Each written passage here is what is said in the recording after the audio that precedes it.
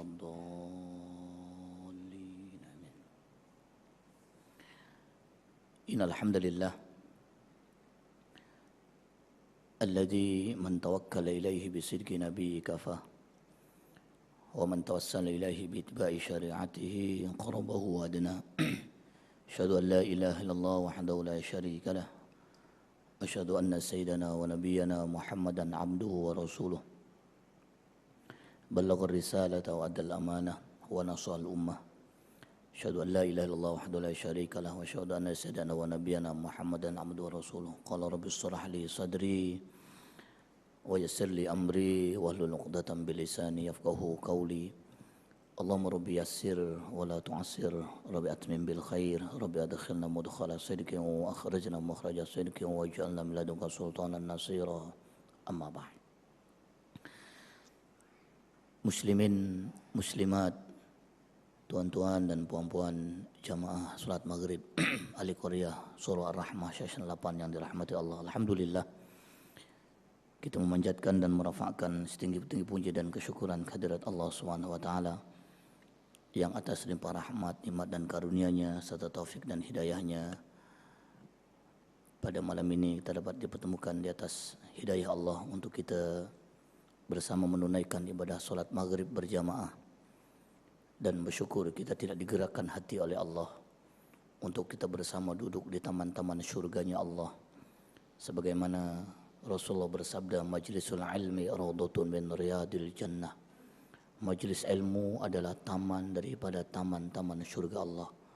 Syukur tuan-tuan tidak digerakkan hati dengan meninggalkan rumah Allah ini karena pada perkara-perkara yang mungkin kita boleh elakkan sebenarnya, tetapi karena hidayah tak ada, kita tinggalkan rumah Allah, kita tinggalkan taman syurganya Allah. Salawat dan salamnya tidak lupa kita sampaikan kepada junjungan penghulu alam baginda Rasulullah Muhammad sallallahu alaihi wasallam yang telah memberikan petunjuk jalan kebenaran kepada kita minaz zulumati ilan nur. Tuan-tuan dan puan-puan, pejam celik 3 bulan anda tak datang di surau ni. Bukan atas alasan tak datang, tempatnya diambil alih karena mungkin memberi peluang dan laluan kepada ustaz lain untuk datang ke surau ini. Dan alhamdulillah malam ini dapatlah juga datang ya. Jadi walaupun dah lupa kitabnya dah lama, jadi kita bincang isu tentang MH370 dan musibah dalam konteks Islam menurut pandangan Al-Quran dan As-Sunnah. Itu sajalah tajuknya. Tuan-tuan dan puan-puan muslimin dan muslimat, berbicara tentang peristiwa yang tengah menggemparkan dan yang tengah menghebohkan masyarakat Malaysia khususnya dan masyarakat dunia pada umumnya, dengan apa yang kita sebut dengan tragedi hilangnya pesawat MH370. Hari ini adalah masuk hari yang ke-13. Renungan satu yang perlu kita bincang pada pertemuan malam ini, kalau betul itulah pesawat itu tak jumpa tanpa ada apa-apa cerita di sebaliknya, dan menggambarkan kepada kita teknologi, kemajuan, alat canggih tidak mampu menjawab kuasanya Allah Subhanahu wa taala. Itu jawaban yang kita hanya tahu. Hebatnya teknologi, peralatan canggih yang bagaimanapun nak mengungkap satu benda yang ada di atas dunia ini, yang walaupun mungkin dari atas dunia ini adalah kecil, tapi jawabannya apa seperti yang tuan-tuan puan-puan nampak, itulah jawaban yang sebenar. Cuma yang akan kita bincang pada pertemuan malam ini dalam konteks musibah yang menimpa, khususnya apa yang berlaku di depan mata kita dan apa yang berlaku di dalam kehidupan kita, yang setidaknya ia jadi renungan dan jadi muhasabah dalam hidup kita, apa dan bagaimana musibah itu terjadi di dalam kehidupan kita. Yang jelas, apa yang berlaku, Islam punya konsep, pasti yang berlaku ada sabab dan musabbab. Wa ja'alallahu likulli syai'in sababa fa asba'a sababa. Allah menjadikan sesuatu pasti ada sabab dan ada musabbab, ada cause and effect. Baik. Jadi tuan-tuan dan puan-puan muslimin dan muslimat, berbicara tentang hilangnya pesawat MH370 ini, mari kita berbicara tentang musibah. Musibah itu bahasa Arab. Yang dalam bahasa kita, musibah ini ada 3 makna. Ada 3 pengertian. Yang pertama, peristiwa. Yang kedua, kejadian. Yang ketiga, sesuatu yang berlaku. Yang mana ketiga-tiga makna tadi bersifat negatif. Peristiwa negatif, kejadian negatif, sesuatu yang berlaku yang sifatnya negatif. Itu dalam bahasa Arabnya dinamakan dengan musibah. Kena ingat. Ada benda negatif, tapi tak rasa negatif, bukan musibah. Bendanya positif, tapi rasanya negatif, musibah. Tuan-tuan diberi kekayaan, pening kepala, sakit dada, musibah. Tuan-tuan miskin itu musibah, tetapi rasanya rileks, tenang, bukan musibah. Jadi musibah itu apa? Menurut istilah, tuan-tuan tulis, musibah adalah peristiwa yang berlaku, peristiwa yang terjadi, yang menimpa seseorang atau sekelompok orang. Peristiwa yang berlaku yang menimpa diri seseorang atau sekelompok orang.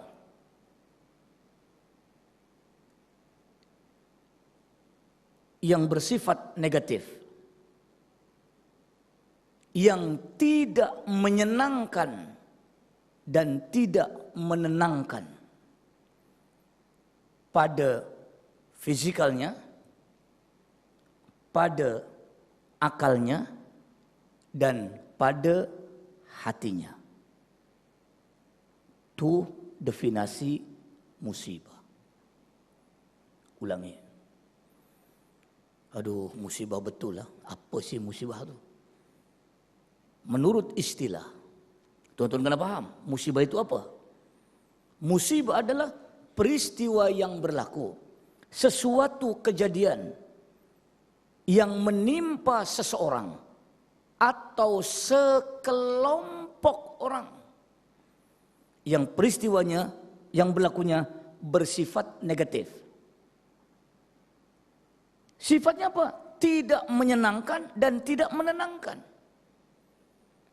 Tak menyenangkan, menenangkan pada apa benda? Pada fisikalnya, pada akalnya, dan pada hatinya. Kalau 3 benda yang tuan-puan miliki, badan kita, akal kita, hati kita, tak ada ketenangan, tak ada kesenangan, dan negatif ianya, maka itulah takrif daripada musibah. Boleh faham sampai sini, tuan-tuan? Tuh. Ya. Bendanya negatif, macam tadi lah, bendanya negatif. Tapi tuan-tuan rasa tak ada seksa apapun. Bukan musibah. Allah bagi tuan-tuan kekayaan. Allah bagi tuan-puan kebendaan. Kaya tuan-tuan, nampak orang di luar sana, duh senang jadi orang kaya. Tetapi yang punya badan ni pening kepala, hutang keliling pinggang. Alung sana sini mari, rumahnya kaya, tapi alungnya ke sana sini, keliling pinggang pula punya alung. Pening kepalanya, musibah. Pangkat besar, jawatan tinggi, musuh banyak, dikutuk orang hari-hari, musibah. Kenapa? Karena ia adalah fitnah dan ia adalah istidraj. Musibah. Tuan-tuan tak ada pangkat, rumah pun kecil saja, tetapi rasa menjalani hidup ni semua elok, ibadah okey, Dengan jiran oke, saudara mara oke. Walaupun orang kata, duh susah dia hidup nih. Tapi yang punya badan tak merasakan apa-apa pada fisikalnya, pada akalnya, pada hatinya. Itu bukan namanya musibah. Boleh paham bedanya tuan-tuan? Nah, iya. Baik, itu tadi definisi musibah. Sekarang peringkat musibah. Apabila musibah menimpa kita, renungan yang perlu kita jawab. Jika musibah datang kepada kita, tuan-tuan, puan-puan perlu dijawab. Dari mana musibah itu datang? Dan peringkat yang mana musibah itu menimpa? Ulama ada mengkategorikan, jika musibah datang kepada kita, maka musibah ini ada 3 peringkat. 3 peringkat musibah di dalam kehidupan. Yang pertama, musibah peringkat yang pertama, musibah dalam peringkat arti ujian, cobaan atau dugaan Allah. Ini peringkat musibah yang pertama. Allah tengah menguji kita, Allah tengah mencoba kita, Allah tengah menduga kita. Maknanya peringkat musibah yang pertama ini, Allah sayang dengan kita, Allah suka dengan kita, Allah cinta dengan kita. Tetapi sayangnya Allah, suka dan cintanya Allah diberinya kita dengan sedikit musibah. Ini peringkat musibah yang pertama. Musibah sebagai ujian atau cobaan serta dugaan Allah. Tak apa, Allah tengah uji kita. Peringkat yang pertama. Yang kedua, peringkat musibah yang kedua adalah peringkat musibah dalam arti kata teguran, peringatan atau amaran Allah Subhanahu wa ta'ala. 2. Ulangi, peringkat musibah yang kedua adalah peringkat tadi teguran Allah, peringatan Allah, amaran Allah, warning Allah. Yang tadi ujian Allah, cobaan Allah, dia lain. Mana apa? Untuk peringkat yang kedua ini, Allah agak kesal dengan sikap kita. 2. Allah menyayangkan sikap dan perangai kita, maka diberinya kita peringatan Allah dengan didatangkannya musibah kepada kita. Yang kedua. Dan peringkat musibah yang ketiga, yaitu peringkat musibah dalam arti bala, azab dan seksa Allah kepada kita. Maknanya Allah marah dengan kita, Allah tak suka dengan kita, Allah benci dengan kita. Maka diberinya kita bala dan seksa Allah kepada kita. Yang ketiga. Jadi tuan-tuan renung, musibah yang menimpa kita pada hari ini kalau adalah, sama ada badan kita yang kena, akal fikiran kita yang kena, atau hati kita yang kena. Agak-agak yang mana musibah, yang tahu jawabannya hanya kita dengan Tuhan. Ana malam ini hanya bagi tahu saja, itu rumusnya. Boleh faham tuan-tuan? Ya. Tuan-tuan tanya macam mana nak tahu Ustaz? Saya pun tak tahu Ustaz. Musibah yang Allah timpakan pada saya ni ujian Allah ke? Teguran Allah ke? Atau sudah bala Allah? Saya pun tak tahu. Baik, malam ini ana bagi tahu. Musibah ini ujian Allah. Syaratnya 5. Syaratnya 5 tuan-tuan. Kalau tuan-tuan musibah ini hanya ujian Allah, hanya cobaan Allah, hanya dugaan Allah. Kalau tuan-tuan, puan-puan ada 5 syarat. Yang pertama, kuat imannya.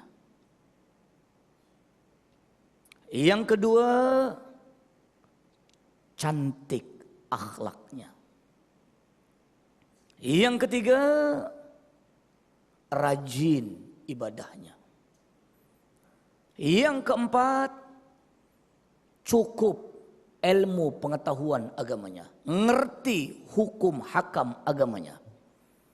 Yang kelima, banyak amal solehnya.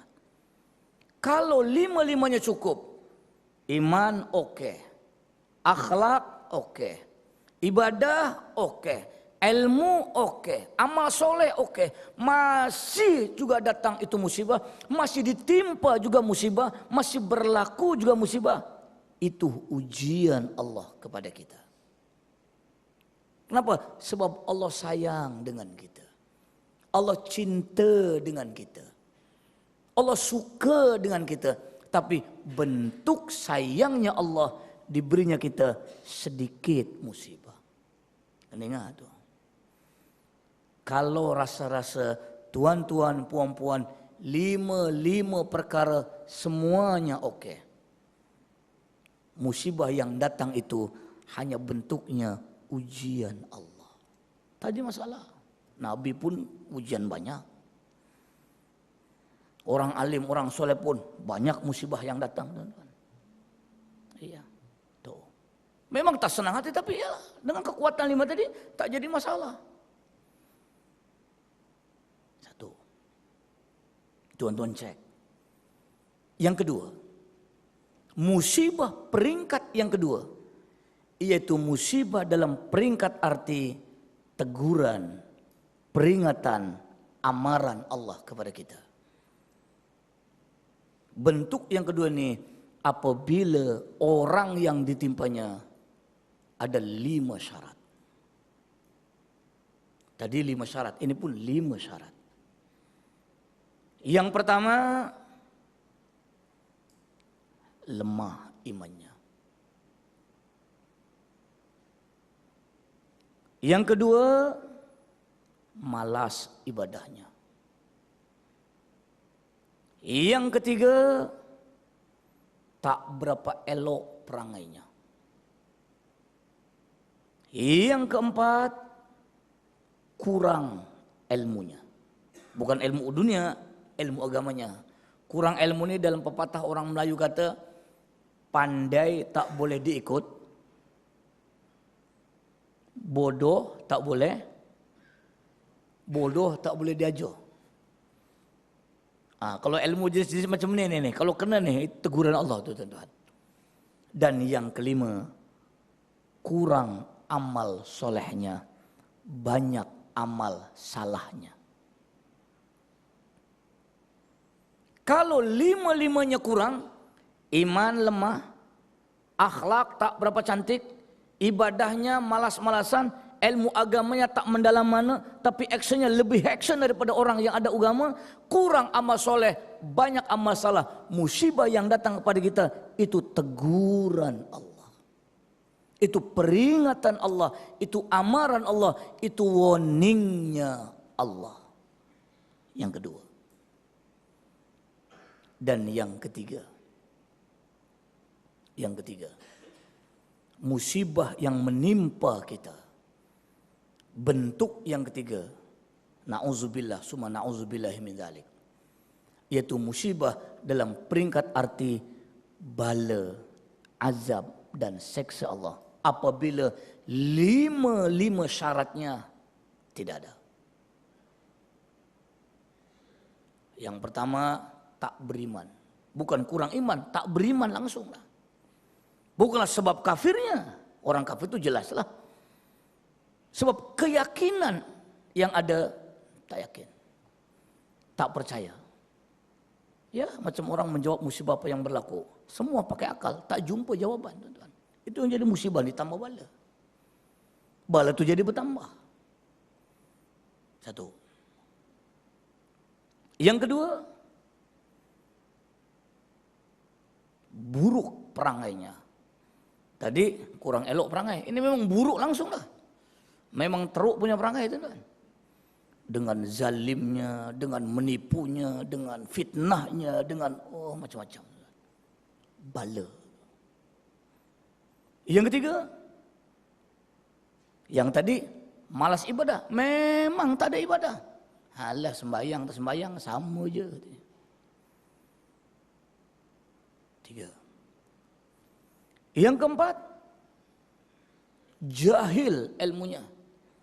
Dia pandai, ada kelulusan, tapi ugamanya Allahu Akbar. Yang halal jadi haram, yang haram jadi halal, yang benar jadi salah, yang salah jadi benar. Bukan dia tak tahu, tahu. Tapi karena kejahilan, karena ego dan emosi yang ada, menonggang terbalikan hukum Allah. Jahilnya Masya Allah. Dan yang kelima, yang tadi kurang amal soleh ini memang semua salah semua. Yang dibuat semua tak betul. Jika benda lima ini berlaku, musibah itu sebagai bala Allah. Tuan-tuan, kita renung. Kalau malam ini ada yang tengah ditimpa musibah, sakit kita ke, pening kepala kita ke, masalah yang tak selesai-selesai ke, atau apa benda yang menyebabkan sakit hati kita, tuan-tuan balik ke rumah jawab, yang mana agak-agak? Ujian Allahkah ianya kepada kita? Teguran Allahkah ianya kepada kita? Atau na'udzubillah, ia sudah bala Allah kepada kita? Yang tahu jawabannya hanya kita dengan Allah. Tapi itu rumusnya. Senang saya tuan-tuan. Baik, secara orang per orang, secara individu per individu, jika musibah terjadi, jawabannya begitu. Cuma yang anak nak tanyakan kepada tuan-tuan puan-puan, ya, secara generalnya, secara majoritinya, secara keumumannya, musibah yang menimpa bangsa Malaysia pada hari ini dilihat daripada kacamata musibah, dilihat daripada grade-nya musibah. Kalau ditengok-tengoklah, ditilik-tiliklah, dipandang-pandanglah, agak-agak yang mana jawabannya? Ujian Allahkah ianya? Teguran Allahkah ianya? Atau bala Allahkah ianya? Yang mana? Dilihat daripada kacamata peringkat musibah tadi, secara orang per orang, 1, 2, 3, semua ada. Tetapi secara generalnya, secara majoritinya, apa yang berlaku kepada Malaysia hari ini, musibah yang nampak depan mata kita semua hari ini, dilihat daripada grade musibah, agak-agak yang mana jawabannya? Nomor 1 ke? Nomor 2 ke? Nomor 3 ke? Nomor berapa? Nomor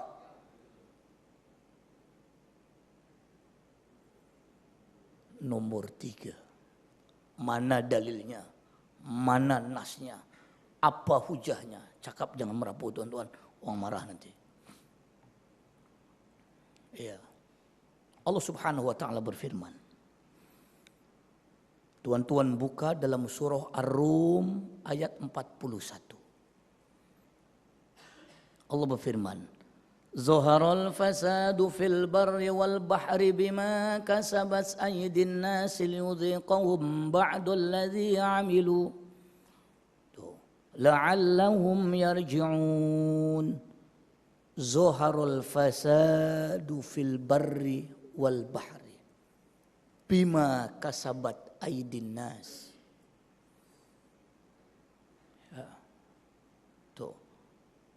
Rosaknya apa yang ada di daratan dan apa yang ada di lautan adalah akibat ulah tangan-tangan manusia.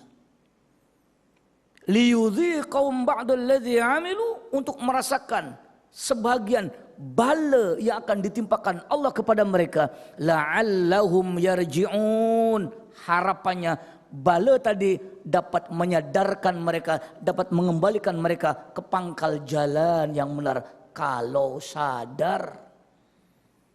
Kalau sedar, kalau insaf, kadang-kadang bala sudah turun, masih tak sedar-sedar juga. Masalahnya begitu. Tuh satu dalilnya. Apa yang menimpa kita? Bala Allah. Yang kedua, Tuhan buka dalam surah Al-A'raf ayat 96. Allah Subhanahu wa taala berfirman, "Walau anna ahlal qura amanu wattaqau lafatahna 'alaihim barakatim minas samaa'i wal ardh walakin kazzabu fakhadnahum bima kanu yaksibun." Walau anna ahlal qura amanu wattaqau. Kalaulah sekiranya, jika seandainya penduduk satu qarya, penduduk satu kampung, penduduk satu taman, penduduk satu desa, penduduk satu daerah, satu negeri, satu negara beriman dan bertakwa kepada Allah. Apa Allah janji? La fatahna alaihim barakatim minas sama'i wal ardi. Maka niscaya Allah akan bukakan semua pintu keberkatan dari langit, dari bumi, dari atas, dari bawah. Allah janji, tuan-tuan. Walakin, goyang tangan tuan-tuan, akan tetapi kazzabu, mereka banyak menipu. Walakin kazzabu, mereka banyak berbohong. Dengan dosa dan maksiat, dengan fitnahnya, dengan penipuannya, dengan zalimnya, dengan macam-macam. Kalau itulah yang mereka buat, fa'akhaznahum, maka kami akan timpakan bala kepada mereka. Bima kanu yaksibun, dikarenakan karena perangai yang tangan-tangan mereka buat dalam hidup mereka. Kena ingat tuan-tuan, apa yang depan mata kita nampak sekarang, balanya Allah. Ya nak buat macam mana, benda sudah jadi. Nanti kita akan bincang bagaimana cara nak mengatasi musibah dalam hidup kita. Allah timpa, kita atasi sajalah. Tidak selesai dengan hanya saling menyalahkan. Tidak selesai hanya saling menuduh. Tidak selesai hanya dengan marah. Tapi kita atasi dan kita selesaikan. Islam ada cara bagaimana mengatasi musibah yang datang menimpa kita. Walau apapun peringkatnya, hatta bala sekalipun ianya. Baik. Tuh tuan-tuan. Bukti kepada kita apa yang berlaku adalah bala Allah. Dan ini pribadi punya pendapat. Dalam pandangan yang ana nampak, Malaysia hari ini tengah ditimpa 10 bala, tuan-tuan. 10 lagi itu angka, tuan-tuan. Iya. Banyak, tuan-tuan. Maaf kalau anda punya analisa ini berlebihan. Tapi ini pandangan pribadi. Minta maaf anda katakan. Malaysia hari ini dalam pandangan pribadi yang anda nampak, kita tengah ditimpa 10 bala. Kalau masih tak menyedarkan juga tak tahu lagi lah macam mana cara nak menyedarkan. Ya, bukan kita yang duduk di sini. Saudara-saudara kita yang ada di luar sana. Apa bala yang tengah menimpa? Dan anda mohon maaf pada tuan-tuan, tolong jangan jawab apa yang anda sebut ini hanya dengan akal. Tak jumpa jawaban, tuan-tuan. Sebab anda pernah bagi ceramah, ada satu hamba Allah, dia protes. Ustaz, ini tak ada kena-mengena Ustaz. Ini lumrah biasa Ustaz. Anda kata kalau itu jawabannya itu sajalah yang kita dapat. Terus anda beritahu awal-awal dengan tuan-tuan. Anda bukan tak boleh diprotes, proteslah kalau boleh itu ya. Yang pertama, walaupun yang pertama ini sudah neutral balik. Yang pertama, hujan kurang turun. Ya. Ya mungkin lumrah ini musim panas, itulah yang berlaku. Kurangnya turun hujan. Ya mungkin musim panas itulah adanya. Kalau itu jawabannya itu sajalah jawabannya. Kurangnya turun hujan. Yang kedua, cuaca panas yang agak lebih. Ketika nomor 1 nomor 2 Anda sebut, satu akal diangkat tangan. Ustaz, ini normal Ustaz. Kita dunia sekarang tengah global warming. Malaysia tengah angin monsun. Anda jawab tadi, Kak, kalau itu yang Aka jawab, itulah yang Aka tahu. Anda bukan tak boleh gunakan musibah ini dengan akal kita. Ya, menjawab musibah, mengatasi musibah pakai akal. Tetapi kadang-kadang jika akal itu dipakai, musibah itu tak akan nampak. Anda jawab itu saja. Tidak salah. Aka punya analisa, panas yang berlaku, kurangnya turun hujan adalah pemanasan global. Adalah monsun, angin monsun yang datang. Betul, tapi itu jawabannya, itu saja yang kita tahu. Tetapi ada sebalik, kenapa ia berlaku. Tuh. 2. Yang ketiga, apa yang Anda nampak? Yang ketiga, empangannya surut. Tuan-tuan, Anda ingat lagi tahun sudah ke 2 tahun sudah. Air masih itu banyak. Dikata dah tak ada air pula dah. Oh, ini kalau tidak buat yang baru, kita akan krisis air. Allah tunjuk betul-betul krisis, tuan-tuan. Kan masin tu mulut. Iya. Apa salah syukur waktu itu? Syukur air ada lagi. Tapi nak mengelakkan, kita buatlah untuk cadangan apa semua. Masih itu air banyak lagi. Berlimpah lagi tuan-tuan. Dikata pula tak ada air. Kan masin mulutnya betul-betul tak ada air tuan-tuan. Iya. Kita bukan nak menyalahkan sesiapa. Tapi musibah ini datang, ada salah sesiapa. Karena itu rumusnya. Anda bincang tentang musibah, bukan nak menyalahkan sesiapa. Tetapi musibah ini datang, ada salah sesiapa. Boleh faham tak bezanya tuan-tuan? Ya. Kenapa? Wa ja'alallahu likulli syai'in sababa fa asba'a sababa. Allah menjadikan suatu ada sabab, ada musabab. Ada musabab, ada sebab. Sebabnya hujan tak turun. Apa sebabnya? Musababnya cuaca panas. Apa sebabnya? Musababnya empangan kering. Apa sebabnya? Musababnya cuaca panas. Apa sebabnya? Di sini yang Islam kata, coba kita linkkan dengan nas dan ada dengan dalil yang ada, baru kita tahu iman kita apa cerita. Di situ yang kita nak bincang, tuan-tuan. Tapi ialah, terus saya sebut tuan-tuan, kalau tuan-tuan nak jawab isu ini hanya pakai akal, sampai mati tak jumpa jawaban, tuan-tuan. Dan apa yang kita nampak? Sebagian saudara-saudara kita menjawab musibah hanya dengan logik akal. Tak jadi masalah. Itu yang dia tahu, itu sajalah. Tak boleh protes apa, itu jawaban dia. Kita kena terimalah. Tapi anak bincang dari sudut pandang yang lain. Bagaimana dalil kata Nabi sudah bagi tahu 14 abad tahun yang lalu. Sekarang kita rasa benda itu depan mata kita semua, tuan-tuan. Tuh. 3. Yang keempat. Air kena catu, tuan-tuan. Musibah tu lah yang main. Seksi 8 ada. Anak duduk seksi 7. Dah kira ada orang seksi 7. Dah pusingan keempat kalau tak silap, tuan-tuan. Pusingan keempat lah. Dah 10 hari, tuan-tuan. Oh, pusing. Ni tengah ada ni. Lusa tak ada, tuan-tuan. Ya. Anak dah pindah seksi 7, tuan-tuan. Ya. Tu. Ya. Musibah lah tu. Pasal apa? Pening. Aduh, ya Rabb. Kena jimat-jimat sikit, air tak ada, jangan main. Kan pening kepala, musibah lah tu. Iya, musibah. Seksi 8 ada, tak kena catu, sini. Kena juga. Semua tak ada. Alhamdulillah, syukur tuan-tuan. Yang ini tuan-tuan belum kena. Anda dah kena dah. Ayat 7 belum belah sana tu. Kena tu. Iya. Tuh. Musibah tu.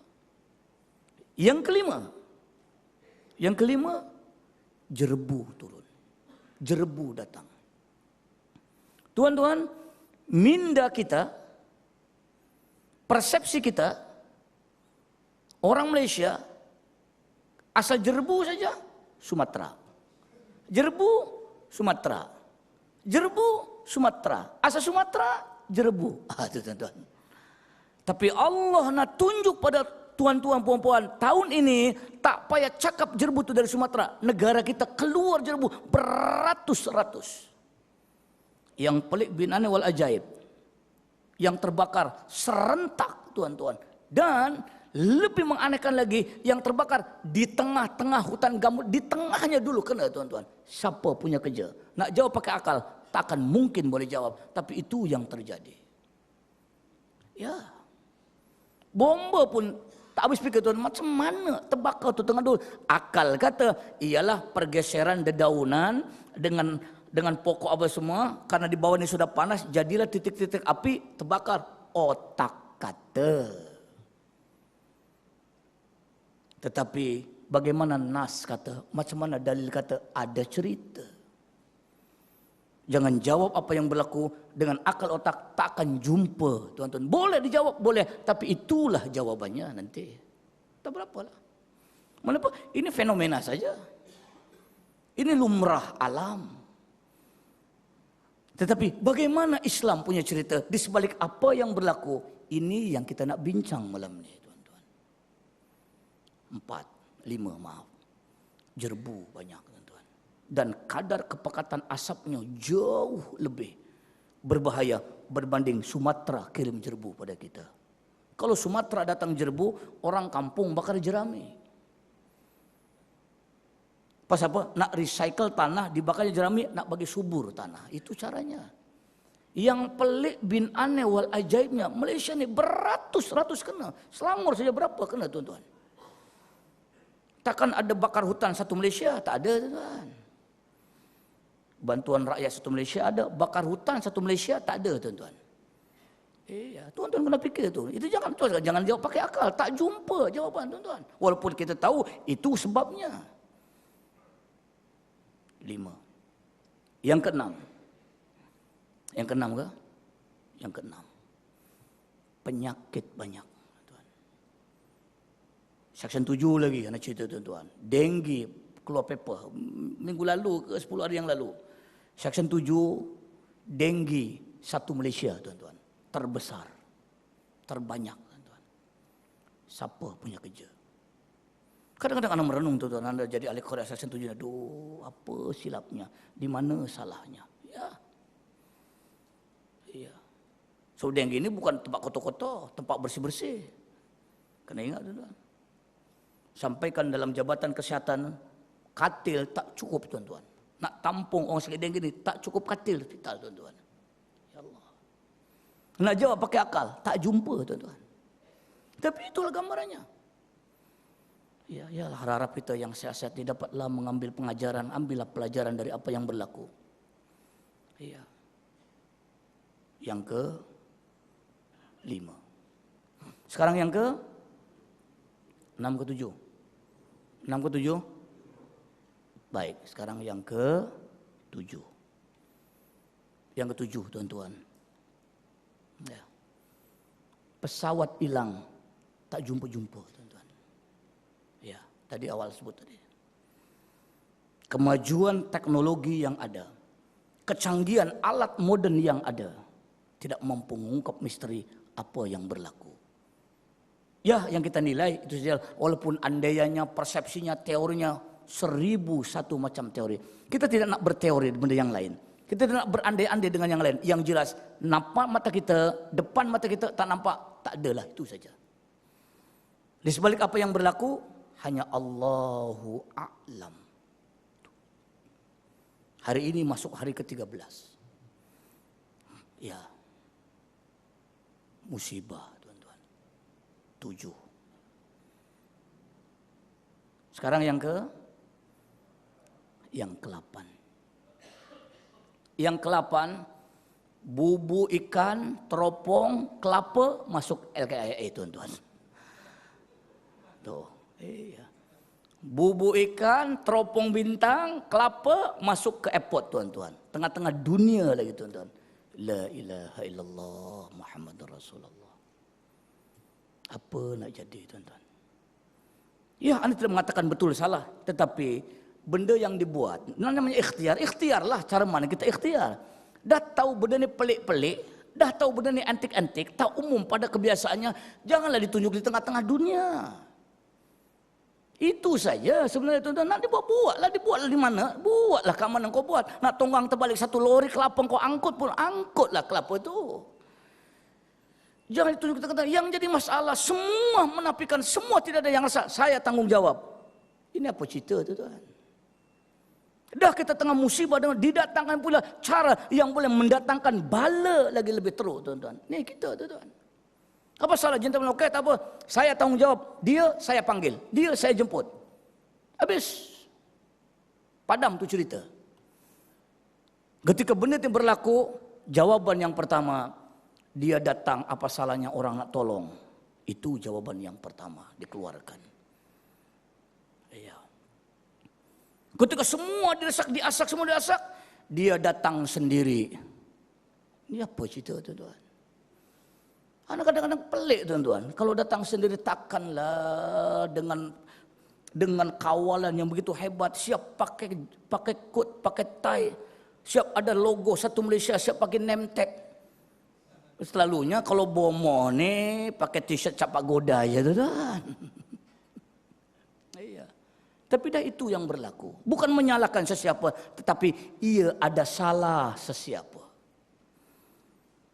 Kena ingat tu tuan-tuan. Apa yang berlaku bukan salah sesiapa, tapi ia ada salah sesiapa. Bukan menyalahkan sesiapa. Tak. Anak bukan semacam tu. Tuan-tuan kena ingat tu. Ungkapan kalimatnya kena perbetulkan. Ya. Tu. 8. Ya. Dibuat pula. Tu. Lalas bergaduh pula, kang penampau buaya pula sampai dah tuan-tuan. Lagilah bala tu.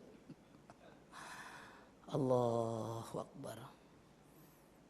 Oh. Jadi panjang ceritanya. Sebutlah pendekar lagi tuan-tuan. Tak katam-katam tuan-tuan. Orang Pahang mengamuk tuan-tuan. Tu tuan-tuan. Iya.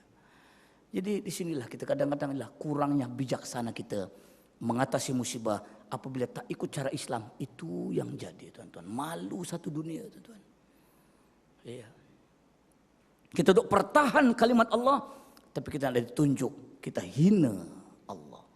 Kita syirik kepada Allah. Nampak? Yang kesembilan.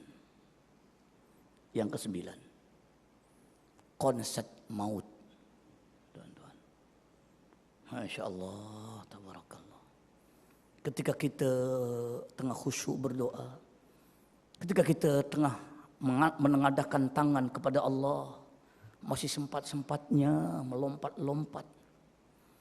Ana yakin tuan-tuan, kalau tak ada orang mati tak akan keluar berita tuan-tuan, rasa-rasanya lah. Tapi Allah nak tunjuk 6 orang mati. Dan yang memalukannya kita yang paling banyak. Bukan salah sesiapa, tetapi ini ada salah sesiapa. Tuh, kalimat yang anak pakai begitu, tuan-tuan. Anak bukan nak menyalahkan sesiapa, tapi ia datang sebab ada salah sesiapa. Itu saja. Patut ke dengan benda tengah musibah, dengan beruntun pelbagai musibah datang kepada kita, masih sempat lagi yang lebih lagi kita menyedihkan.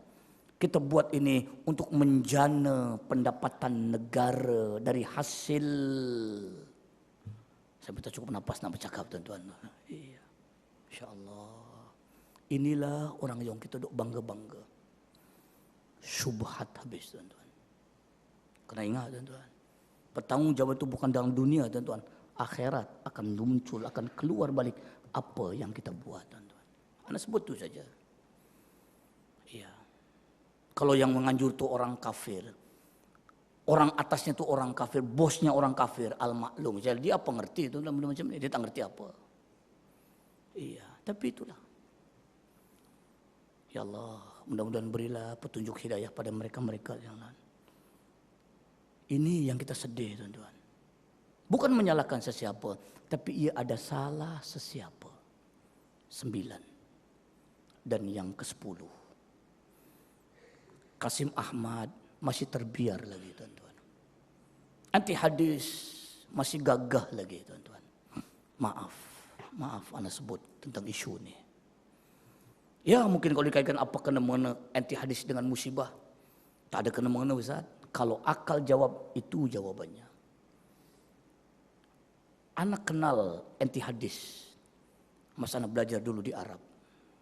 Anak Ustaz Najmi, Ustaz ramailah Ustaz yang mengajar ni. Itu satu batch, cuma mungkin anak abang kelas sajalah. Anak belajar di Syria dulu. Anak kadang-kadang dialog dengan kawan-kawan tentang anti hadis. Anti hadis adalah jaringan internasional. Cuma jenama yang berbeza. Di Malaysia namanya anti hadis. Di Indonesia namanya ingkar sunnah. Di negara Arab namanya jamaah Qur'ani. Ya. Konsepnya sama. Cuma yang anak nak bincang pada malam ini, mungkin ustaz-ustaz lain pun pernah bincang. Statement yang dia keluarga itu yang cukup menyakitkan hati tuan-tuan. Orang yang ada agama, kalau kata Allah lantak dia dayus kita tuan-tuan. Bab khilafiyah dalam beragama adalah sesuatu yang lumrah. Perbezaan dalam bab agama adalah benda yang biasa. Tetapi bukan benda yang kontroversi, yang terlalu teruk dia punya kontroversi. Tidak ada satu-satu mana-mana ulama atas dunia ini sejak zaman Nabi Muhammad sampai hari ini yang mempertikaikan dua kalimat syahadat. Kasih Muhammad berani tuan-tuan. Tengok punya hebat, dia punya kontroversi. Takkan yang lumrah-lumrah tu boleh tahan kira lagi lah. Iya. Dia kata syahadat hanya satu saja. Asyhadu an la ilaha illallah wa asyhadu anna Muhammad Rasulullah. Tak betul. Kenapa?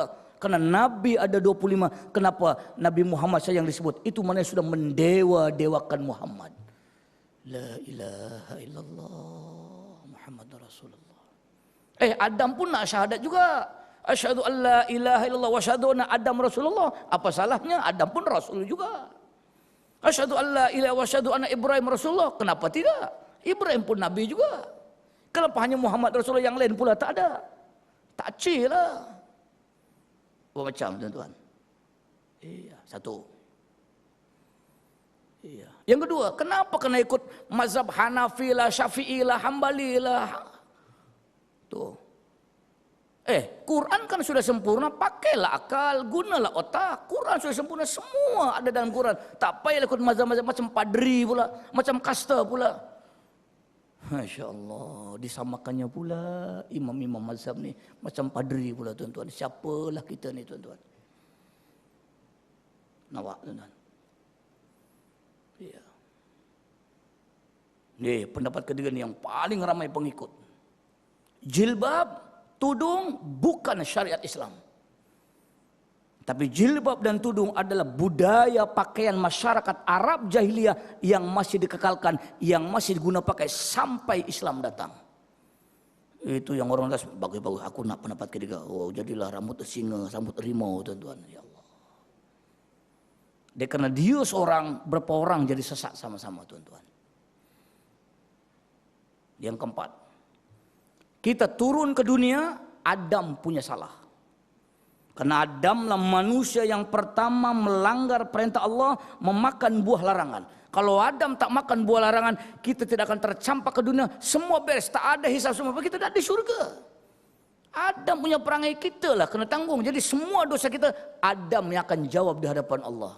Cerah Nabi Adam masa depannya itu tuan. Tak ada satu orang punya kontroversi segitu hebat tuan. Dia berani. Yang kita cemburu cuma satu saya tuan-tuan. Apa yang anda nampak? Mana-mana ajaran sesat di Malaysia, jika sudah diisytiharkan sebagai ajaran sesat, tak akan muncul dua kali. Itu yang kita nampak. Arkam, dulu ketika majlis fatwa katakan Arkam adalah ajaran sesat, padam.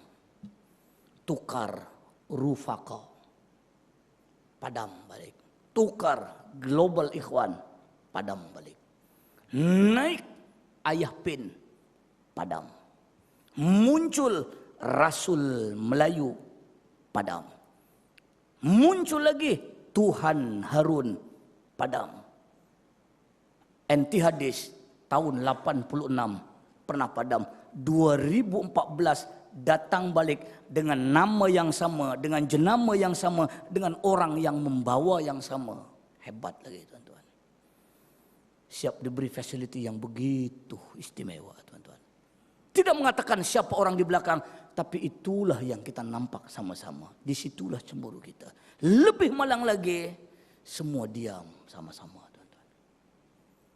Iya. Nih punca tuan-tuan. Ada pengalaman 3 minggu yang lalu ketika keluar saja berita buat convention dekat Putrajaya tu. Ana pun tersentuhlah nak bagi penerangan. Di satu masjid. Lepas ana khutbah Jumat. Masa itu ana nak pergi ceramah di Rawang. Lepas Jumat nak balik ni, satu hamba Allah kejar kita. Ustaz, sekejap Ustaz. Ana pikir ada apa. Ana pun berhenti. Hamba Allah ni umur dalam 50-an lah. Maaf Ustaz. Dia nadanya nada tak suka. Saya kata Ustaz, yang Ustaz ceramah tentang eti hadis bu apa Ustaz?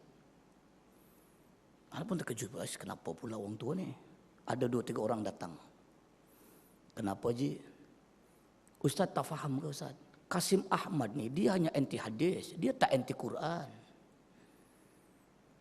Dia kata macam tu. Kasim Ahmad ni dia hanya anti hadis, dia tidak anti Quran. Orang di luar sana ramai orang anti Quran. Udah ceramahlah mereka. Tak payah ceramah tentang anti hadis. Tuan-tuan. Di luar sana ramai orang yang lawan Quran. Kasim Ahmad tak lawan Quran, dia hanya lawan hadis saja. Tuh. Patutnya usah ceramah orang yang lawan Quran ni. Ana tanya dengan tuan-tuan, orang tu cakap betul ke salah? Dia kata, Ustaz ceramah tentang hadis buat apa Ustaz? Itu tak guna Ustaz. Pasal apa? Di luar sana ramai orang lawan Quran. Patut Ustaz ceramah orang lawan Quran, jangan ceramah orang anti hadis. Tuh. Pada dia maknanya betul lah tu. Anda tanya dengan statement orang tu betul ke salah? Ada orang ke ni? Ada, tak ada. Betul ke salah? Secara zahir betul. Secara zahirianya apa dia cakap betul? Dia kata, betul Kasim Ahmad. Dia tak lawan Quran. Kalau betul kenapa Ustaz ceramah tentang hadis? Anda kata betul secara zahir tapi tak betul secara batin, secara dalam. Kenapa? Kalau dia lawan hadis, mana dia lawan Quran? Anda cakap macam tu. Mana boleh Ustaz? Quran lain, hadis lain. Anda kata apanya yang lain? Quran Allah yang menurunkan, hadis Nabi yang menyampaikan. Anda jawab, Quran Allah menurunkan. Kalau Nabi tak sampaikan, ada tak Quran? Ayo jawab. Kalau Nabi tak menyampaikan Quran pada para sahabat, suruh sahabat tulis, ada tak Quran sekarang? Kasim Ahmad dapat tak Quran terus daripada Allah? Dia diam. Betul Anda tahu Quran Allah adalah firman Allah. Tetapi Nabi menyampaikan firman Allah. Bukan Kasim Ahmad terus dapat dari Tuhan. Tuh, dia pun diam. Quran dengan hadis sama. Kenapa? Riwayatnya. Tuan-tuan kena faham. Quran 23 tahun diturunkan. 13 tahun di Mekah, 10 tahun di Madinah. Lepas Nabi wafat, sampaikan ada Quran 22 tahun. Baru jadi nih apa yang Anda pegang nih tuan-tuan. Maknanya Quran ada sampai sekarang 45 tahun. Riwayat lah tu. Paham tak paham tuan-tuan? Ya. Quran sampai kita tulis sampai sekarang di Al-Fatihah sampai Anas 45 tahun. Tuan-tuan kena ingat. Zaman Abu Bakar tak sempat. Umar tak sempurna, baru di zaman Utsman bin Affan. Berapa? 22 tahun. Iya, sama. Hadis, orang yang pertama membukukan hadis Imam Malik 150 tahun. Mana apa? Bezanya 105 tahun. Itu saja. Mana buktinya? Dalam kepercayaan kita, dalam konsep dalil kita ada namanya hadis qudsi. Tuan-tuan pernah dengar hadis qudsi? Hadis qudsi dalam bahasa yang mudah kita paham. Hadis qudsi ini Quran bukan, hadis pun bukan. Kenapa kata bukan Quran? Dia bukan Quran sebab tak masuk dalam Quran. Tetapi hadis, dia kata hadis apa? Qala Rasulullah, qala Allahu Ta'ala. Kalau qala Allah Ta'ala maksudnya apa? Quran kan? Bukan Quran. Terus hadis qudsi, hadis yang disucikan, suci. Jadi sini, ini Quran, ini hadis, hadis qudsi di tengah-tengah. Bahasa yang lebih mudah, hadis qudsi ini Quran yang tak cukup periwayatan. Kalau Quran, Nabi sebut 100 orang cakap sama. Tapi kalau hadis qudsi, Nabi sebut 100 orang, yang cakap 5 orang saja, yang lain tak cakap. Tutup hadis yang suci. Boleh faham tak maksudnya tuan-tuan? Nak bagi mudah saja.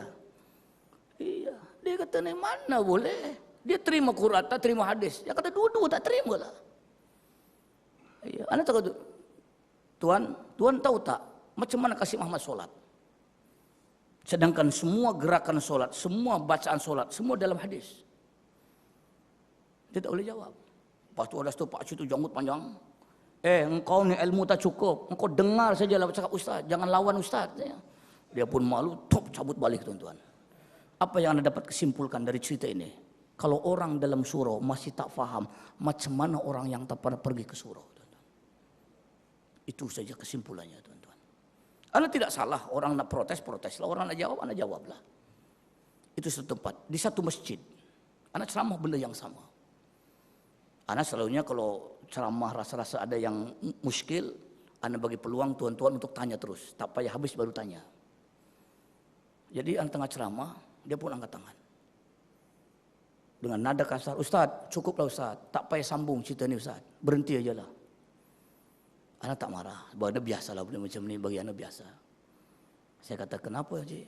Ustaz, tak payahlah cerita tentang eti hadis Ustaz. Tak guna Ustaz. Anda tengah ceramah ni tuan, disuruh berhenti. Saya kata, kenapa? Ustaz dah tahu kan, Kasih Ahmad ni ajaran sesat. Enti hadis ajaran sesat. Nak cerita tentang orang sesat buat apa Ustaz? Banyak lagi benda yang Ustaz perlu cerita. Tak payah cerita orang sesat ni Ustaz. Dah tahu sesat ni dibincang, buat apa Ustaz? Dia cakap betul ke salah? Betul ke salah? Betul. Dia kata, nak cerita tentang enti hadis buat apa Ustaz? Kasih Ahmad dah sesat. Tak payah cerita tentang orang sesat. Banyak benda yang elok yang Ustaz perlu cerita. Ana jawab apa? Maaf je. Ana terima aja punya saran. Tapi ana nak cerita juga. Aja macam itu. Pasal apa? Maaf je. Kalau yang sesatnya hanya seorang, tak apa je. Ana cakap macam itu aja. Ana sebut bercakap bukan pasal nak cakap dia sesat. Ia tahu Kasih Ahmad dah diisytiharkan sebagai ajaran sesat di Malaysia bertarikh 21 April 1986. Itu yang anda tahu. Anda tahu memang dia sudah diisytiharkan sebagai ajaran sesat. Tetapi maaf je, anda tanya dia, anda cakap dengan dia. Kalau yang sesatnya hanya dia seorang, lantaklah, nak sesat barai pun tak apalah. Yang jadi masalahnya, dia seorang sesat, mungkin ramai orang luar sana akan jadi sesat sama-sama. Adakah kita diam? Ada kata, lantak dia sesat-sesatlah. Tak boleh, dayus kalau kita cakap macam tu. Anda cakap macam dia. Ya, pasal kita tahu dia sesat. Kita diam macam, tak apalah, dia sesat. Apa salah kita? Apa nak sibuk kita? Kalau tuan-tuan cakap macam tu, hilang kita punya fanatisme beragama. Kena ingat tuan-tuan. Ramai orang kadang-kadang cakap, dia tak rasa, tak perasan, akidah boleh tombang. Contoh, Ustaz, apa nak sibuk sama Ustaz? Dia buat, dia tanggunglah. Nak sibuk buat apa Ustaz? Itu punya dia punya pasal lah. Tuan-tuan, anda bagi tahu. Cerita tentang bala, cerita tentang musibah, tolong bezakan tuan-tuan. Bala umat zaman dulu dengan bala umat zaman sekarang berbeza. Anda beritahu dengan tuan-tuan, tak kira sampai mana bila-bila pun ini prinsip dan ini rumus musibah yang Allah timpakan kepada umat Rasulullah sallallahu alaihi wasallam. Bala umat zaman dulu dengan bala umat sekarang tak sama. Rumusnya, anda beritahu rumusnya ini general tuan-tuan. Bala umat zaman dulu balanya celik mata. Kenal siapa, dan pilih-pilih orang. Serta beritahu awal. Ada pemberitahuan awal. Tuh, bala umat zaman dulu. Contoh. Allah nak turunkan bala kepada kaum Nabi Nuh. 10 tahun bala belum datang. Allah beritahu, Nuh buat kapal. Nuh buat kapal. Tengah-tengah hutan, tuan-tuan. Tak ada sungai, tak ada laut. Kaumnya kata, Nuh sudah gila buat kapal tengah hutan. Tapi Nuh yakin, engkau tunggu 10 tahun lagi, Allah akan timpakan bala kepada kamu. Nuh tu sabar. Gonggang. Kapal siap, Nuh angkut kamu punya umat, bawa binatang, bawa makanan. Aku nak timpakan bala. Top, hujan turun 40 hari 40 malam. 10 tahun bala belum sampai, Allah dah bagi maklumat dulu, tuan-tuan. Tuh bezanya. Anda kena faham, tuan-tuan kena faham. Kaum Nabi Lut, kaum Sodom, pasal perbuatan yang nama sodomais. Siang keputusan, malam kapalnya hilang, tuan-tuan.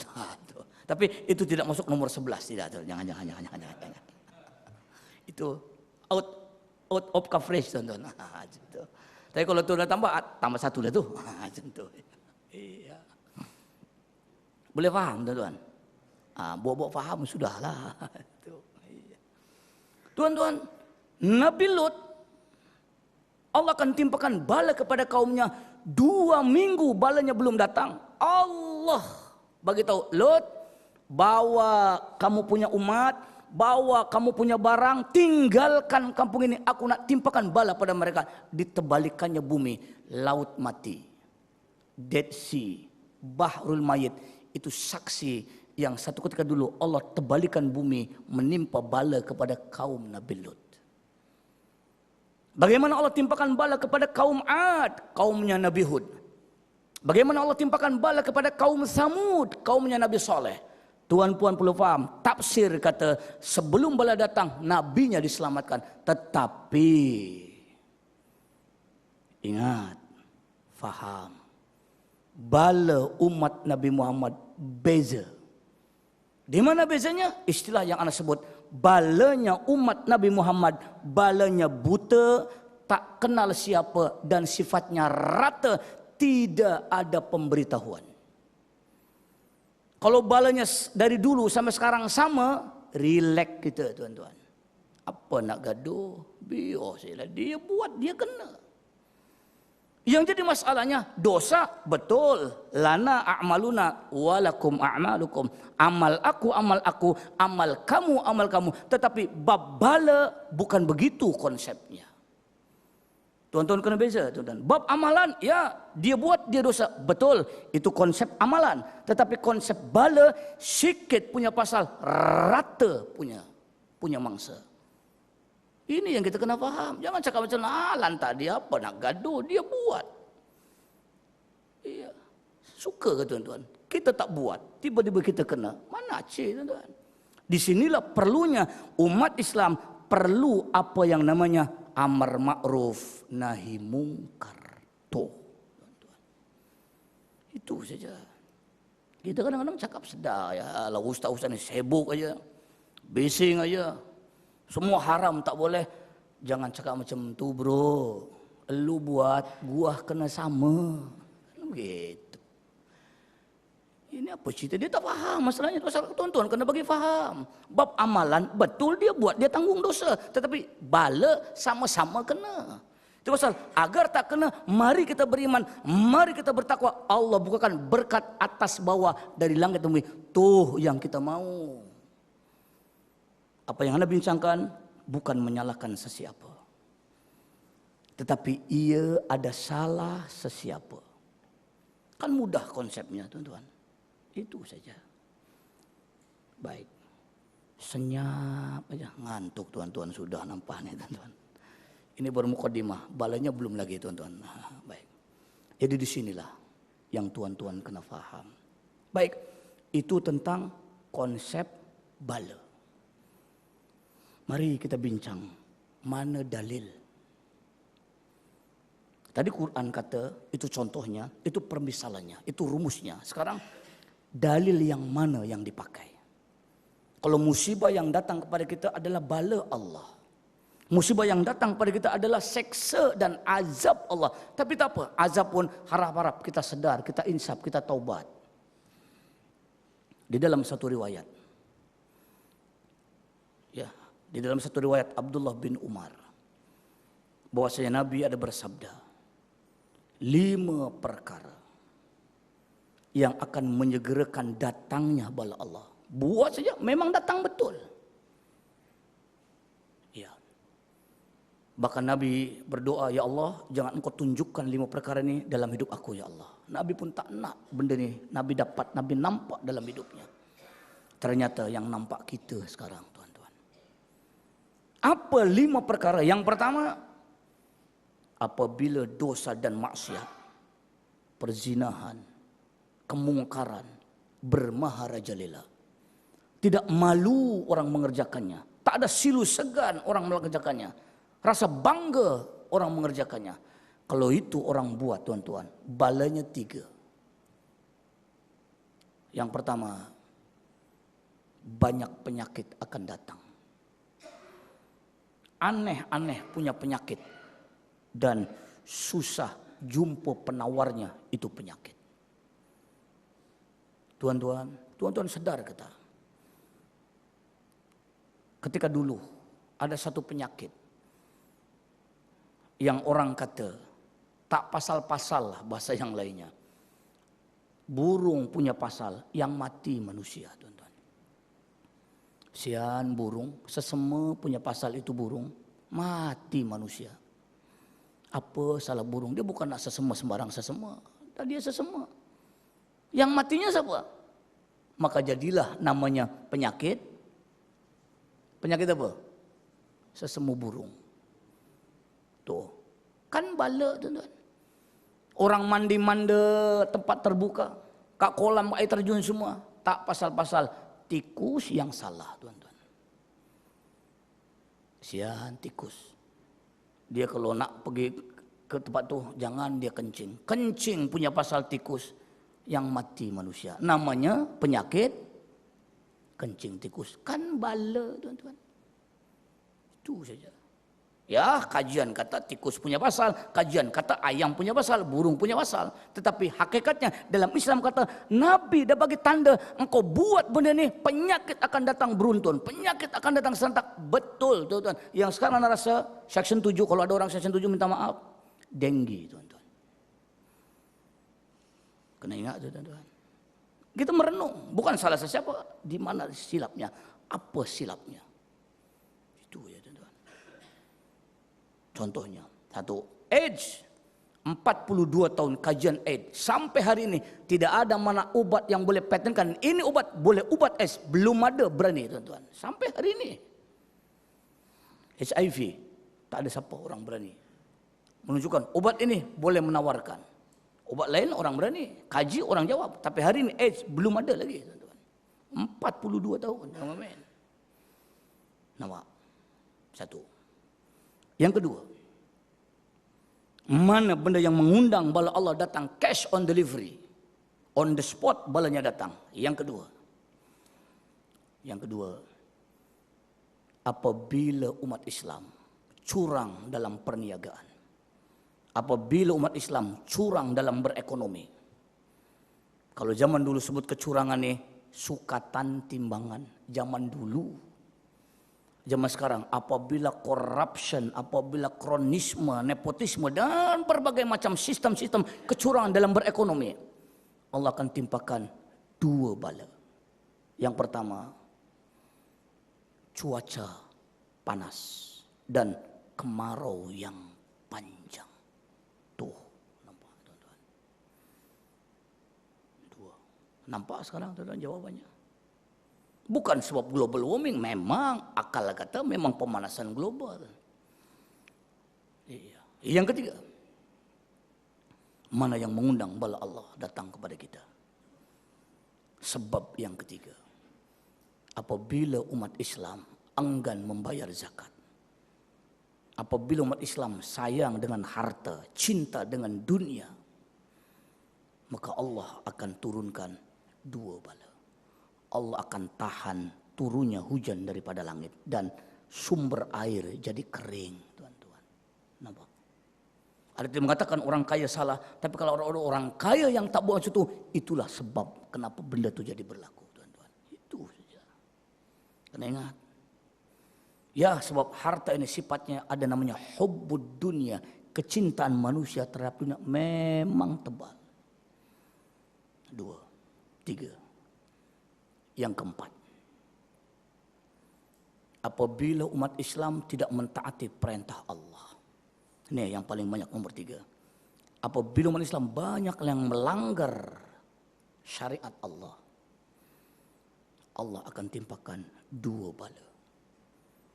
Allah akan memberikan kuasa kepada orang-orang kafir, kepada orang yang bukan Islam, merampas kuasa orang Islam, mengontrol ekonomi orang Islam, memperlekeh, mempersenda orang Islam, dan Allah akan kirimkan pemimpin-pemimpin yang menzalimi sesama orang Islam.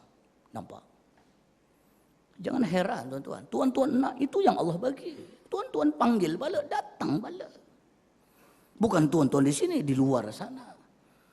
Engkau tak taat perintah Allah, engkau langgar syariat Allah, Allah bagi pada kamu, orang kafir akan menguasai kamu, akan mengontrol kamu dan mempersendakan, memecah belah kamu. Dan pemimpin-pemimpin kamu akan menjadikan kamu orang yang dizalimi oleh sebab mereka. Nampak? Sahih punya hadis, tuan-tuan. Nak lawan hadis, anti hadis lah gitu, tuan-tuan. Tapi ini hadis, tuan-tuan. Kita cakap jangan merapu, orang marah, tuan-tuan. Iya, tapi itulah konsepnya. Jangan kita jawab benar, apa yang ada? Tuan tinggal linkkan mana dalil ada. Oh, nih, oh patutlah betul, jadi betul. Pasal Nabi sebut, engkau buat 5 cash, Allah bagi balanya. Memang betul, tuan. Iya. Yang keempat dan yang kelima, apabila para pemimpin tidak menegakkan hukum hakam Allah, apabila para pemimpin banyak berdolak dalik dengan hukum Allah dengan berbagai alasan yang tidak munasabah, Allah akan bagi 2 bala. Yang pertama, kecelaruan orang yang ada di bawah dan saling berbalah, saling bergaduh, saling bertelagah, berperang, berbunuh sesama orang Islam. Tuh balanya, tuan-tuan. Semua nampak depan mata kita, tuan-tuan. Kenapa? Sebab kita yang mau.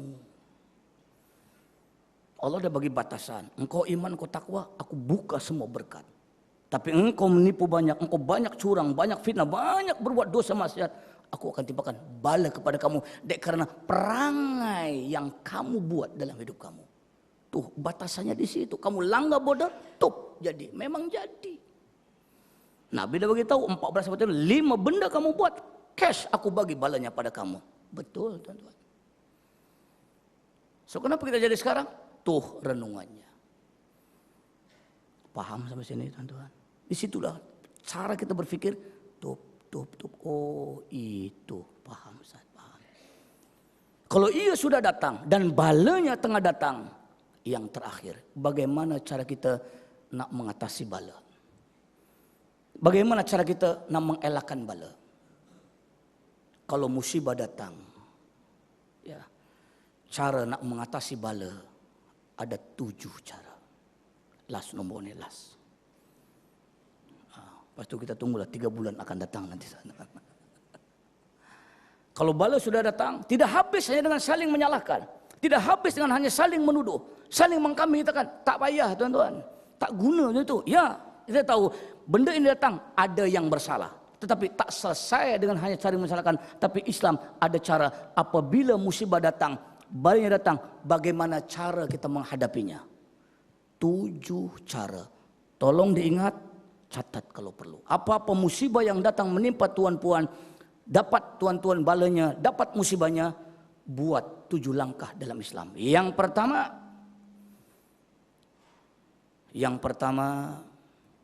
banyakkan kita muhasabah diri. Banyakkan kita koreksi diri. Banyakkan kita introspeksi diri. Banyakkan kita merenung diri sendiri. Maaf tuan-tuan, Anda sebut bukan nak mengkambing hitamkan orang, tak.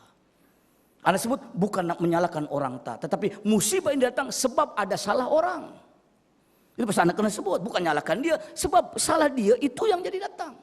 Bukan menyalahkan dia, bukan orangnya, tapi perangai dan perbuatan salah itu yang balanya jadi datang. Coba dia tak buat perangai, takkan datang, teman-teman. Kenapa? Batasan sudah ada. Al-A'raf 96 memberi batasan pada kita, jangan dilanggar, nanti datang. Dilanggar, memang datang. Kan begitu, teman-teman. Jadi apa caranya? Yang pertama, kita koreksi diri.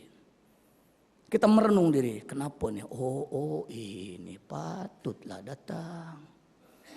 Kan begitu, teman-teman. Satu, mari kita banyak muhasabah. Tidak hanya habis dengan saling menuduh. Iya, yang kita takut, musibahnya tak hilang, bebalahnya jadi lebih. Tak kata, teman-teman. Iya. Yang kedua, cara kita nak mengatasi bala yang Islam ajar pada kita. Yang kedua, banyakkan kita bertobat dan beristighfar kepada Allah. Iya, teman-teman. Mari, bahasa ana yang ana sebut, mari kita tobat nasional, tuan-tuan. Kita bertobat nasional. Kalau tak paham tobat nasional, mari kita bertobat satu Malaysia, tuan-tuan. Selawat ada satu Malaysia, taubat pun kena satu Malaysia, tuan-tuan. Betul kata? Ya apa salahnya? Kita semua slogan satu Malaysia, taubat kena satu Malaysia. Insya Allah baldatun thayyibatun wa rabbun ghafur. Kalau nak menjadikan negeri aman, damai dan rahmat Allah datang, kita kena taubat satu Malaysia. Kalau semua satu Malaysia, apa salah taubat kena satu Malaysia? Yang di atas, yang di bawah, yang besar, yang kecil, yang rumah besar dan rumah kecil, sama-sama kita mengaku dari depan Allah yang kita sudah turun bala, kita mohon ampun kepada Allah. Apa salah? Ini yang Islam ajar pada kita. Yang satu beria-ia sembahyang taubat, yang satu jingkrak sana, jingkrak sini. Mana kita nak tak berbaloi, yang tak menyokongnya lagi lebih. Coba kita sama-sama, insya Allah, tuan-tuan, ana yakin Quran takkan mungkin ingkar pada kita. Kamu iman, kamu takwa, berkat Allah bagi. Tuh gambarannya. Dua. Yang ketiga, langkah mengatasi bala Allah. Yang ketiga, ikhtiar. Usaha, cari jalan. Selepas kita muhasabah, dah tahu jawabannya. Yang kedua, ucap astagfirullahaladzim. Kenapalah dibuat? Oke, sebab dah jadi. Nak marah pun tak boleh marah. Buatlah cara memecahkannya. So punya problem tu macam mana? Tuh, cari jalan. Selesaikan masalahnya. Bukan menyelesaikan masalah yang mendatangkan masalah. Ini tidak menyelesaikan masalah, ditambah pula cara menyelesaikannya yang mendatangkan masalah, dipanggilnya pula. Aduh ya Rabbi. Tak pasal-pasal bubu ikan masuk tengah-tengah dunia, tuan-tuan. Kelapa pula diangkat di junjung, ditunjuk, orang sedunia malu kita, tuan-tuan. Tak salah memang Islam kalau musibah datang buat cara selesaikan tu musibah, tapi caranya kena betul apa yang Islam ajar. Kalau benda itu tak umum kata orang, tak wajar kata orang, nak dibuat, buat sajalah. Janganlah ditunjuk-tunjuk satu dunia. Buat kat dalam rumah, nak buat cara mana buat ajalah. So dia kata apa salahnya orang nak tolong? Iya, tapi cara tu. Itu cara tu tak umum kata orang. Tak munasabah kata agama. Nak dibuat-buat kat dalam rumah, buatlah lagu mana dia nak buat. Tak salah nak buat kalau dia betul nak tolong. Itu saja. Tuh gambarannya. 3. Yang keempat. Yang keempat, tuan-tuan. Yang keempat. Doa kita kepada Allah. Lepas kita muhasabah diri, tobat istighfarnya sudah, cari jalan pun sudah, angkat tangan. Ya Allah, bala sudah datang ya Allah. Aku tak mau bala ini datang menimpa lebih lama, berpanjangan kepada kami dan saudara-saudara kami. Karena ada saudara-saudara kami yang mereka tak buat ya Allah. Anak-anak kecil mereka tidak tahu dosa apa ya Allah. Tapi dikarenakan perangai sebagian saudara-saudara kami, bala engkau datang kepada kami. Tolong Allah angkat balamu ya Allah. Jangan kau timpakan pada kami. Karena kami tidak melakukan apa yang kau timpakan kepada kami ya Allah. Minta kepada Allah, teman-teman.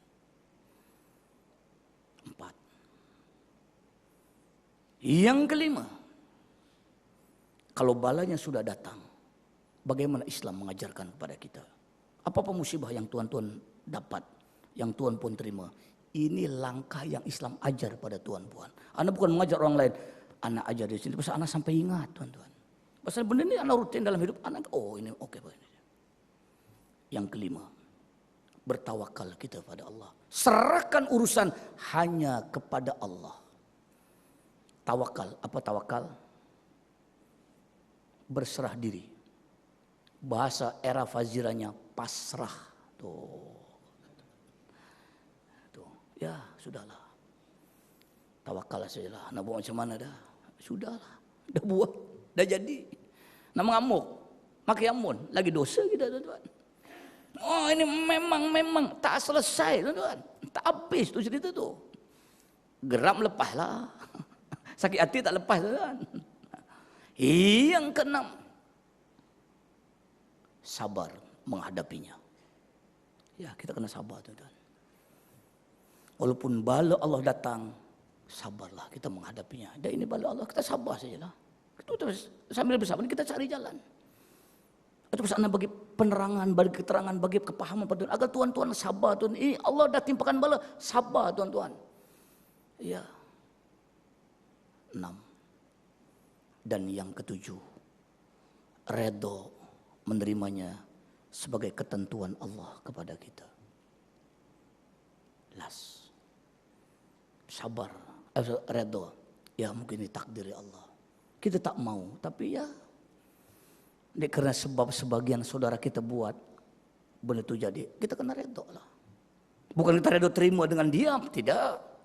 Anda sebut tadi, kita redha tuan. Sebenarnya dah jadi, tengah jadi. Redha aja, tapi ingat, jangan kita redha dengan tanpa berusaha, jangan kita redha dengan tanpa ikhtiar. Redha tetapi lepas kita ikhtiar. Biar saya lah, janji bukan aku katanya. Aku tak kenapa pun. Jangan cakap macam tu tuan-tuan. Anda berulang-ulang tadi sebut tuan. Bab dosa, ya, lana a'maluna walakum a'malukum. Amal aku, dosa aku, dosa kamu. Tapi bab bala dan musibah rata. Ini yang tuan-puan kena faham. Lantaklah orang atas buat apa perangnya, dia buat, dia tanggungnya. Pahalanya, dosanya betul. Yang tak betul tu bala, kita bisa tentang bala tuan-tuan, bukan cerita tentang dosa. Ya. Jadi itulah tuan-tuan. Panjang perbincangan kita malam ini tuan-tuan. Maaf. Tak apalah 2-3 bulan sekali aja tuan-tuan. Ya, jadi itulah perkongsian apa yang dapat Anda sampaikan. Mudah-mudahan ia jadi sedikit pencerahan dan sedikit perkongsian. Bagaimana Allah memberikan bala pada kita? Apa itu bala? Bagaimana peringkatnya? Macam mana cara menanginya? Dan bagaimana bala itu diturunkan kepada kita? Apa punca dan sebabnya? Yang jelas semuanya ada muhasabah dan ada hikmah di sebaliknya. Sebenarnya masih ada lagi tajuk tentang ini. 10 hikmah di sebalik musibahnya. InsyaAllah kita akan sambung pada pertemuan yang akan datang tuan-tuan. Jadi itu sajalah perbincangan kita pada malam ini. Mudah-mudahan apa yang Anda sampaikan dapat memberikan sedikit pengajaran dan keinsafan pada kita. Yang mana depan mata kita, walaupun ia bukan salah kita, tetapi ia sudah berada di depan kita. Jadi sebelum Anda sudahi majlis pada malam ini, mungkin ada soalan atau pertanyaan. Dipersilahkan.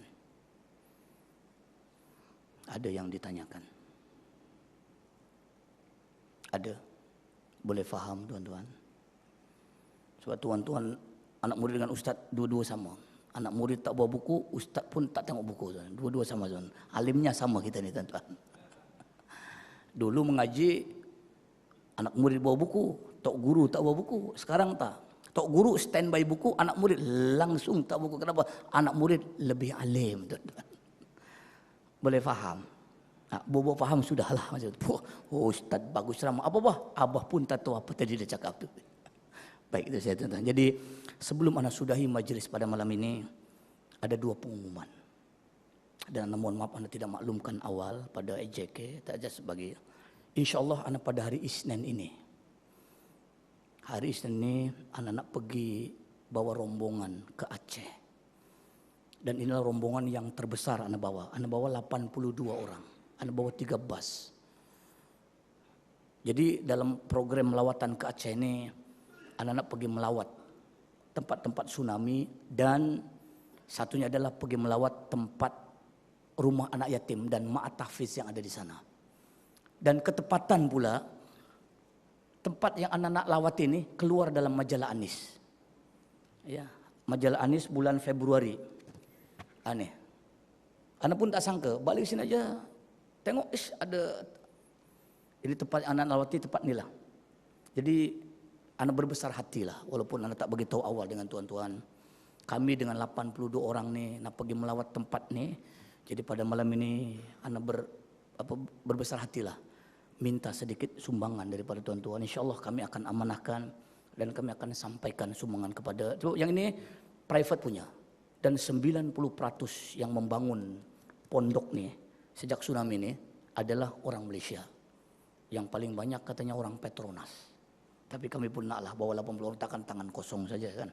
Pakaian banyak sangat. Setiap orang yang pergi, anak suruh bawa pakaian masing-masing yang bekas. Nanti sana kita longgokkan, kita bagi sama-sama. Sebab programnya pada malam yang keempatnya, kami nak buat program makan bersama bermesra dengan anak-anak tsunami di sini. Itu pengumuman yang pertama. Dan pengumuman yang kedua, sebab yang ikut ni banyak sangat. Jadi ada yang terlebih ni kami tunda ke bulan 6. Jadi bulan 6 ni kami akan buat benda yang sama. InsyaAllah tarikhnya 10 sampai 13 Jun. 10 sampai 13 Jun, 4 hari 3 malam, harinya pun sama, Isnin sampai Kamis. Ya, 13 Juni. Dan ongkosnya pun sama, 4 hari 3 malam, 1.250 all in. Tiket pulang balik AirAsia dengan bag 20 kilo. Kemudian hotel, makan minum, semua-semua. Ya. Dan bulan 6 ni sudah ada 15 orang. Tapi yang bulan 6 ni hanya bawa 1 bas saja kalau ada. Jadi masih kurang dalam 25 orang lagi. Kalau tuan-tuan ada yang berhajat nak menyertai program ke Aceh pada trip yang kedua, insyaAllah pada bulan 6, tarikhnya 10 sampai 13, tuan-tuan boleh daftarkan. Tuan-tuan catat nomor telefon anak, ya, atau mungkin tuan-tuan minta dengan bagian dakwah ke, makno, ya. Atau tuan-tuan catat sekarang pun boleh 012 66 53988. 012 66 53988. InsyaAllah setakat ini masih ada 25 seat lagi yang kosong untuk nak genapkan 40. Kalau dah cukup 40 berhenti. Yang ini sampai telajak 82. Sebab itu pun sebab keluarga banyak. Satu keluarga tu ada dalam 7 orang, 6 orang tu yang jadi cepat banyak tu. Yang ini mungkin kami hanya bawa 40 orang. Jadi kalau tuan-tuan ada yang berhajat, kami tunggulah jawabannya. Jadi itu sajalah tuan-tuan, dan terima kasih di atas sumbangan tuan-tuan. Kami tidak mampu memberikan apa-apa, hanya ucapan jazakumullah khairul jaza. Mudah-mudahan Allah memberikan balasan dan ganti yang lebih baik dari apa yang tuan-tuan hajatkan. Terima kasih. Wabillahi taufiq wal hidayah wal afu minkum. Wassalamualaikum warahmatullahi wabarakatuh. A'udzubillahi minasyaitonir rajim. Bismillahirrahmanirrahim. Alhamdulillahirabbil alamin. Amin ya rabbal alamin. Hamdan syakirin. Allahumma anfa'na bima 'allamtana wa 'allimna ma yanfa'una. Allahumma nawwir qulubana bi nuri hidayatika kama nawwarta Allah min nuri syamsik. Rabbana atina fid dunya hasanah wa fil akhirati hasanah wa qina adzabannar. Walhamdulillahi rabbil alamin. Taqabbalallahu minna wa minkum.